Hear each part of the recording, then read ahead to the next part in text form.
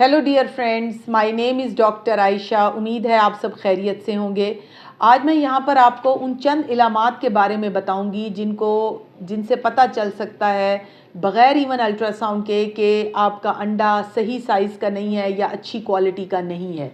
यहाँ पर तमाम बच्चियाँ जो मुझे सुन रही हैं, आपने अक्सर डॉक्टर से सुना होगा कि वो कहते हैं जी कि आपका एग का साइज़ अच्छा नहीं है, आपका एग टोटली मैच्योर नहीं है, ये बहुत छोटे साइज़ का है या ये अच्छी क्वालिटी का नहीं है। तो इसकी कुछ इलामात ऐसी हैं जो हम आपको बग़ैर अल्ट्रासाउंड के भी बता सकते हैं। सबसे पहले इन पेशेंट्स की अनएक्सप्लेन्ड इनफर्टिलिटी होती है, यानी इनको बांझपन होता है।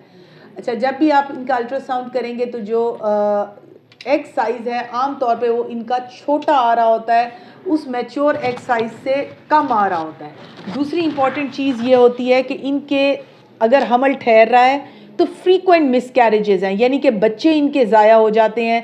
आमतौर पे फर्स्ट ट्राइमेस्टर में 1, 2, 3, 4, 5 इस कदर मिसकैरेजेस की तादाद होती है कि एक बार पेशेंट बहुत खुद डर जाती है कि डॉक्टर साहब मुझे हमल तो ठहर जाता है, लेकिन उसमें प्रॉब्लम यह है कि वो बच्चा चलता ही नहीं है। ये पुअर एग क्वालिटी की एक बहुत बड़ी निशानी है। और जो थर्ड मेजर सिम्टम है वो ये होते हैं इर्रेगुलर पीरियड्स। याद रखें बच्चियाँ जितनी मुझे सुन रही हैं जिनका एग अच्छे साइज़ का नहीं होता, क्योंकि वो टोटली मैच्योर नहीं हो रहा, उसका साइज़ छोटा है, इमेच्योर सा है, तो आमतौर पे इन बच्चियों के पीरियड्स भी इर्रेगुलर हैं। या तो इनके पीरियड्स गायब हो जाते हैं, आते ही नहीं हैं, या फिर अगर इनको पीरियड्स आ रहे होते हैं तो फिर वो रुक नहीं रहे होते, या उनका दौरानिया कम होता है, या फिर वो पूरा महीना ही जारी रहते हैं।